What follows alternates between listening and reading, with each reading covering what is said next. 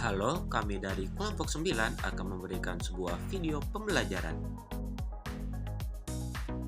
Pembelajaran kali ini adalah membuat presentasi yang efektif. Ada 3 tahapan dalam membuat presentasi yang efektif. Yang pertama, tahap perencanaan, tahap persiapan, dan tahap presentasi. Nah, di video kali ini kita akan masuk ke tahap yang pertama, yaitu tahap perencanaan. Sebelum masuk ke pembahasannya, mari kita ketahui dulu nih tujuan pembelajarannya. Yang pertama, diharapkan dapat menjelaskan faktor-faktor yang mempengaruhi presentasi efektif, dan diharapkan dapat menyebutkan contoh-contoh media presentasi. Apa sih perencanaan itu? Perencanaan adalah salah satu dari 2 blok bangunan yang menjadi dasar presentasi yang efektif. Perencanaan perlu mempertimbangkan 4 faktor, yaitu audiens, tujuan, konten, dan strategi. Penting untuk mengetahui sebanyak mungkin tentang karakteristik audiens, seperti banyaknya audiens, rentang usia audiens, latar belakang pendidikan audiens, apakah mereka di tingkat sekolah menengah, perguruan tinggi, atau sekolah pasca sarjana, dan latar belakang sosial ekonomi dan etnis audiens. Jika pengetahuan tentang karakteristik audiens dapat dikuasai, maka dapat membantu untuk mengatur presentasi dan mempengaruhi kata-kata dan gambar yang Anda gunakan.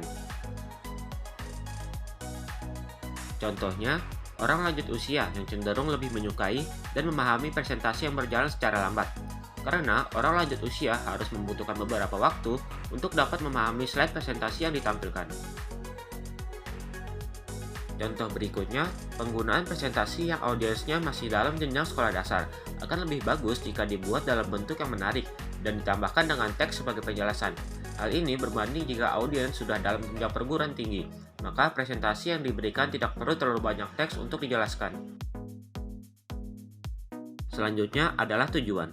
Ada 3 jenis dari tujuan presentasi, yaitu tujuan kognitif, afektif, dan psikomotor. Di dalam tujuan kognitif berorientasi pada kemampuan berpikir yang mencakup kemampuan intelektual yang lebih sederhana, yaitu mengingat, sampai pada kemampuan memecahkan masalah yang menuntut siswa untuk menghubungkan dan menggabungkan beberapa ide, gagasan, metode, atau prosedur yang dipelajari untuk memecahkan masalah tersebut. Selanjutnya adalah jenis tujuan afektif, yang berkaitan dengan sikap dan nilai. Karena afektif mencakup watak perilaku seperti perasaan, minat, sikap, emosi, dan nilai. Yang terakhir adalah psikomotor. Tujuan ini berkaitan dengan keterampilan atau skill atau kemampuan bertindak setelah seseorang menerima pengalaman belajar tertentu. Hasil belajar psikomotor ini sebenarnya merupakan kelanjutan dari hasil belajar kognitif dan hasil belajar afektif.